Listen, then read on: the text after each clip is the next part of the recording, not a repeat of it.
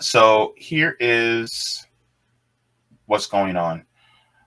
So let me enlarge this. This is out of More Perfect Union. If you guys don't follow them on Twitter, I highly recommend that you guys do because they do a lot of worker centered news. It says breaking: workers at Sysco, the world's largest food distributor, have walked off the job in Louisville and Indianapolis in unfair labor practice strikes. The workers at both sites are unionized with the Teamsters. It says the union says that the picket line could soon extend to other locations as well. This is kind of related to the last story, but this is one of the reasons why I talk about worker ownership. But this is also going to be a very good story. Now, going to what the Teamsters are saying, it says strike alert. Teamsters at Cisco, Louisville, and Cisco, Indianapolis are on strike in response to unfair labor practices after weeks of contentious contract negotiations at both locations. Picket lines could extend to more locations across the country. Says we're asking to be compensated fairly for the hard work that we do, said Michael Bonner. Says the company would rather put its employees and customers in a negative situation than just compensate us fairly. So here they are, the workers there at Cisco. Make sure.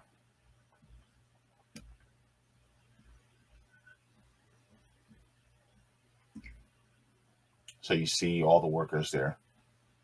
Unfair labor practices. Continuing on, says Bonner and his co-workers organized with Local 89 in August of last year, overcoming a vicious anti-union campaign from the company. Since then, management has failed to bargain in good faith for the 100 delivery drivers. And so that doesn't seem like a lot. 100 delivery drivers doesn't seem like a lot of people unionizing. But one thing to keep in perspective, these delivery drivers, and I've worked in restaurants, I've worked at dinner shows, and what have you. These delivery drivers, they'll deliver to 2, 3 restaurants, just one driver themselves, right? Just one driver will have a truck that will deliver to 2, 3 restaurants. And so if you have 100 delivery drivers, truck drivers that are literally saying, yeah, we're not going. We're not doing this. That's a lot of places. That's schools, restaurants, dinner shows, many different venues that, I mean, hell, some colleges probably get Cisco. And so, I've been where they've gotten food from Cisco. I've been where they've gotten food from US Foods. US Foods is another competitor of Cisco. And so they deliver to these different places. And so, like, for instance, you'll see, like, instead of going, it's like going instead of going into a grocery store, right? And you have different brands, it's all Cisco. So let's say you want a peanut butter, right? Because you're making peanut butter jelly sandwiches for all the kids at school. We have this big, whole, huge can. You open it up, it's just peanut butter, and it's Cisco brand, right? Or if you want, flour, Cisco flour for baked goods, and Cisco butter, and all these different things. So that's basically how they operate. It's just one big brand, and then they distribute it many different types of products to different food companies. And so that's what it is, right? So let's continue. Make sure I start that.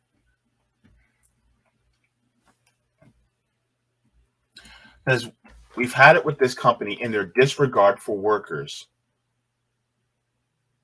We are tired of being taken advantage of, and we are concerned about benefits, workplace safety, and work-life balance.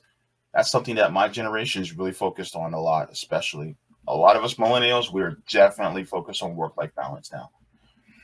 The Teamsters are not afraid of Sysco.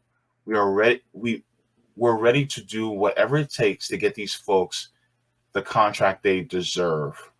That's from Avril Thompson. It says nationally, Sysco faces multiple federal investigations for violating U.S. labor law.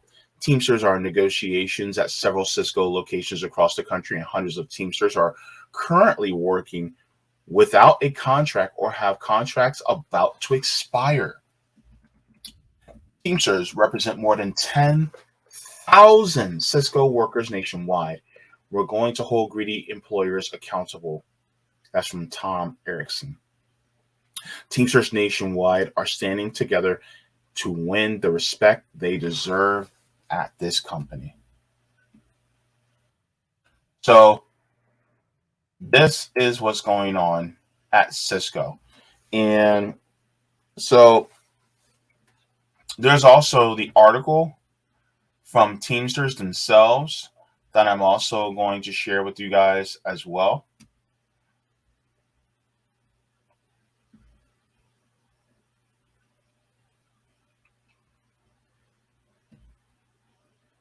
So let me stop sharing here.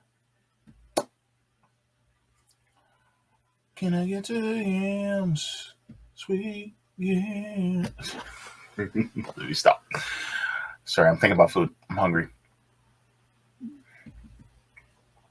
All right, so this is from Teamsters.org. It says Teamsters on strike at Sysco.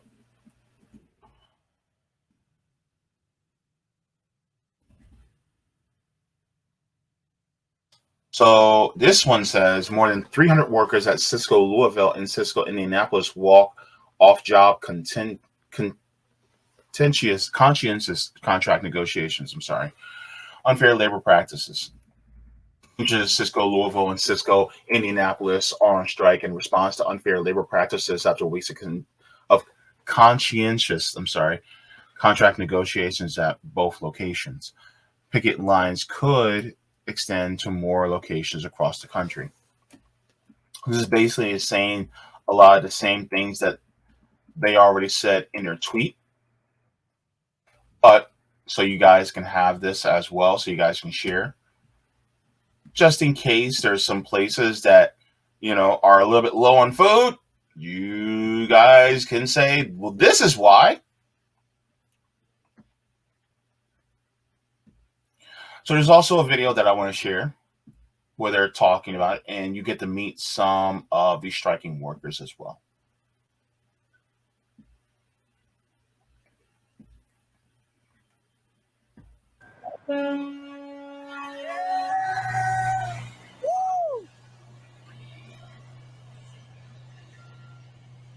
Also happening here today for more than 12 hours now, food delivery drivers for the food distributor Sysco have been striking over what they call unfair labor practices.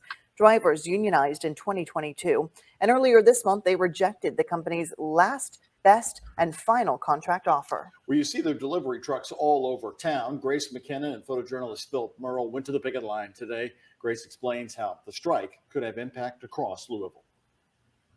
Drivers got out here before dawn at 3 a.m., staying out for hours just outside of Sysco's gates, picketing, and they say they'll stay until the company comes back to the table. They love us! Outside of Sysco's Louisville facility, drivers line the sidewalk. Hardworking people deserve to be treated fairly. Union members launched an unfair labor practices strike Monday. Earlier this month, they also rejected Sysco's last, best, and final contract offer. We want things to be fair, employees to be treated fairly with respect, and rules will be followed. Union leaders say Sysco won't come back to the negotiating table. In a statement, a company spokesperson said they respect their drivers and offered a 14% increase in pay in year one, adding the company has contingency plans to keep serving customers, a concern for those who rely on these trucks. Or are they going to be able to get their products?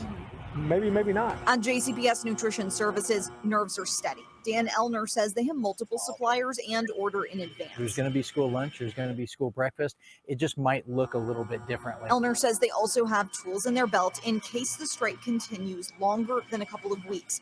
Adding through the pandemic, they dealt with even more pressing supply chain issues. It's one that has come home to roost here in Louisville because it's right in our faces, but this has been happening across the country and across the world. Back on the picket line, union leaders are considering those consequences. I mean, I have a child in JCPS. The last thing I want to think about is that. But they say issues of overly long hours, safety concerns, and ignoring driver rights have gone on too long. Well, it's not always just driving a truck. Drivers say shorter hours for better work-life balance would get them to the table. I think that would do. Here, it's less about last, best, and final, and more about fair, safe, and respectful. The Teamsters Union does say that they are prepared to stay on strike until Sysco is willing to come back to the table. They say they're ready to get back to negotiating. In Louisville, Grace McKenna, WHAS 11 on your side. JCPS is on spring break next week, helping the supply situation there. Elnor wants parents and students to know they will continue to serve students meals throughout the strike. Okay. So that's what's going on right now in regards to the workers there. And it is, something that they have been going on for months now. And, of course, like I always say, solidarity with the workers, because it's unnecessary for them to treat workers like this. So, this is one of the reasons why, number one, supporting unions is very important.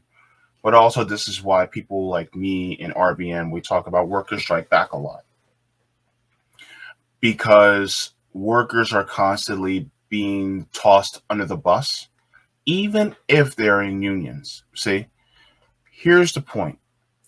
Strikes are a tool in order for workers to have a say in how the company compensates workers and how they treat their workers. The problem, though, is some of these companies are willing to let unions strike because they have contingencies in place in regards to that. So that's one of the biggest issues that they have.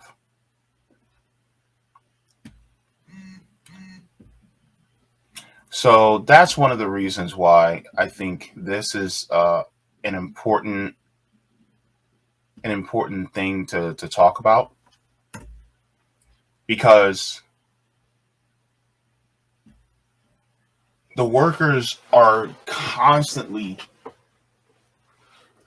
being badgered, right? As far as what they're going through. But that's one of the things that's going on right now as far as Sysco.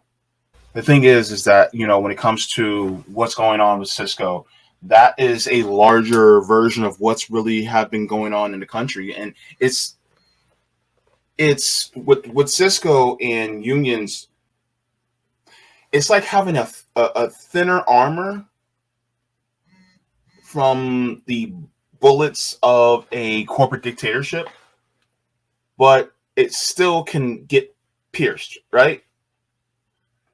Because look at what they did with the Railroad Workers Union. Look at what they have done they're trying to do with unions. There's just unions here, but they're trying to make it so that unions could be sued if they go on strike. Workers can be sued if they go on strike for lost business and lost revenue. And so they're literally trying to change the narrative so that it is more in favor. Mind you, 89% of workers in the United States are not in a union. That means only 11% of workers are unionized. So most of us are already screwed in that way. And so they're trying to destroy whatever last vestiges of unions that exist. And the problem is we cannot allow that to happen. So that's one of the, I think, the biggest issue. And this is why I think when I was talking about maximum fun, it was such a good story, is because we need to shift the focus from not just having workers having power, but workers owning, right?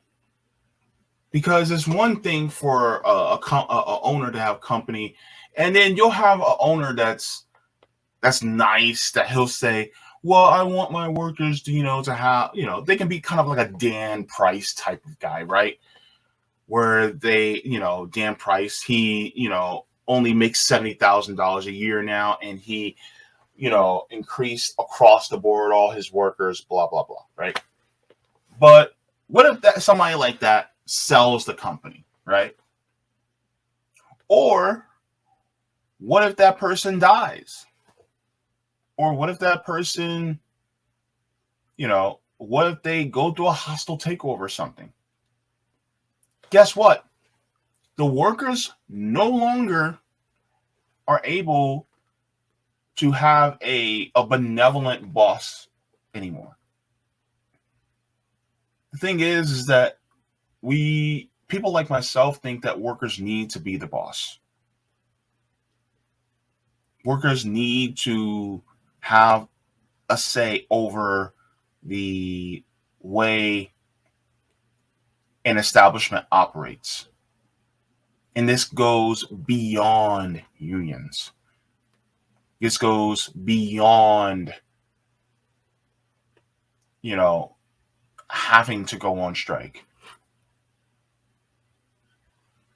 Workers that are also owners, workers that are worker owners,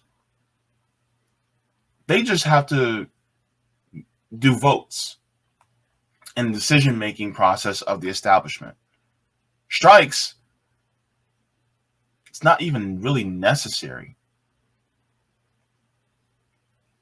unless some of the workers don't want to do a particular thing. Well, then it's basically the majority rule, right?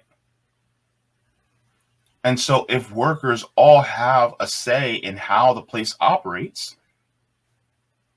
the need for strikes goes away. The need for workers having to put themselves at risk for not having health care, for risk of not having wages, the risk of scabs coming in to do their job or take their jobs from them, they're not running that risk anymore. I think this is the important point. And so this is why I'm such a fan of workers, owning the workplace. And go to any worker. Just go to any worker, right? I've done this. I've done this on my way to dialysis, right? And I've talked to drivers. Ask a worker, how would you feel if the owner of the company sold it to all of you workers collectively? You all not only have a decision on the major operations of the company, one, collectively, you each get a democratic say, one person, one vote in the company.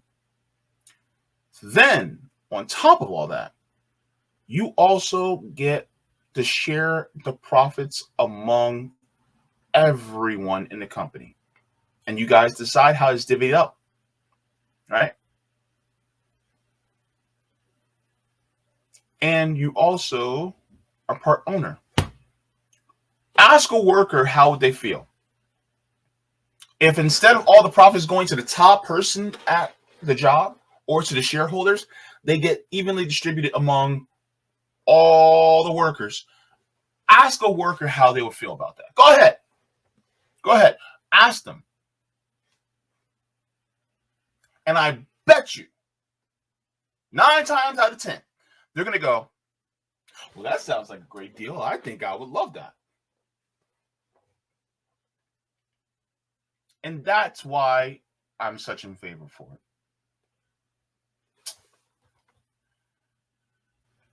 We just need to vote for people that's going to hold Sysco accountable. All right? And it's like, we need to democratize Sysco. Sysco with an S. This is from their investors, right? Fiscal year 2022 results. Sales for fiscal year 2022 were $68.6 billion with a B, an increase of 33.8% compared to the prior year. Gross profit increased 31.7% to $12.3 billion, and gross margin decreased 29 basis points to 18% compared to each case to the prior year. The gross increase in profit for the year was primarily driven by higher volumes and higher rates of inflation that were effectively managed. Operating expenses increased $2.1 billion, or 26%, compared to the prior year, driven by increased volumes, expenses associated with investments to drive our transformation initiatives, and snapback in productivity-related costs. Adjust operating expenses increased $1.9 billion, or 23.6%, compared to the prior year. So sales for fiscal year were over $68 billion. They increased over 33%. That's how much money Sysco is making. Sysco's making a lot of money. A lot of money. So let's, dear God. And then on top of it,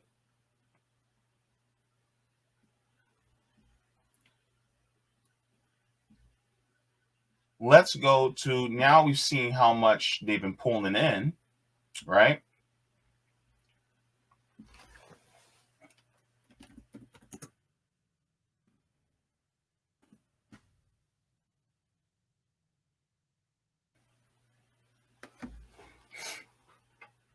The president, CEO, Kevin Horkin, gets over $13 million in total compensation per year, by the way.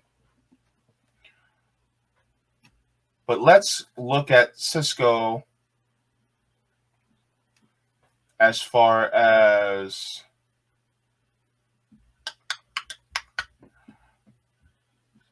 I already opened that. Like I said, I'm off my game today. Let's share the screen today, right now. All right, so you know our friends over there at Open Secrets.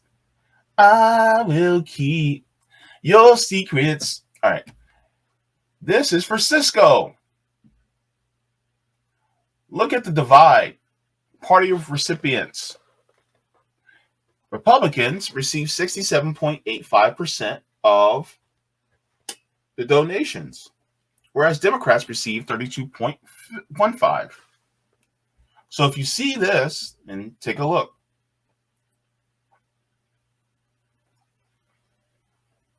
it shows that Democrats received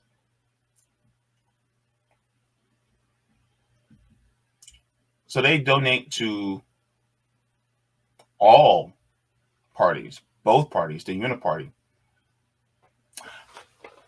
So $3,000 to the National Republican Senatorial Committee, right? Then we're going to look at $5,000 to Lizzie Fletcher, $3,500 to Marco Rubio, $2,500 to Lisa Murkowski, $2,500 to Roger Wicker, $2,500 to Tim Scott, $2,500 to Henry Cuellar. Wait, isn't he the one that's anti-choice? He's a Democrat and he's anti-choice? Pro-forced birth? Henry Cuellar? Really? You know Allegra Cole? Just kidding. Sorry, that was a quote from the movie Hitch. I love that movie. But yeah, $2,500 to Henry Cuellar, right? $2,500 to holding our majority PAC. $2,500 to Ron Wyden. $2,000 to John Boozman. $2,000 to the Massachusetts Democratic State Committee. $2,000 to Mitt Romney. $2,000 to Drew Ferguson. $2,000 to Jody Arrington and Jerry Moran. So, yeah. Let's look at the next one, the next page. All right.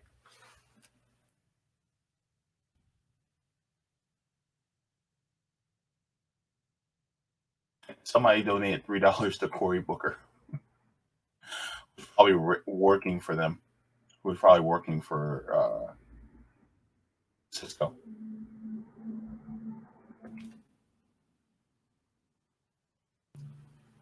But yeah.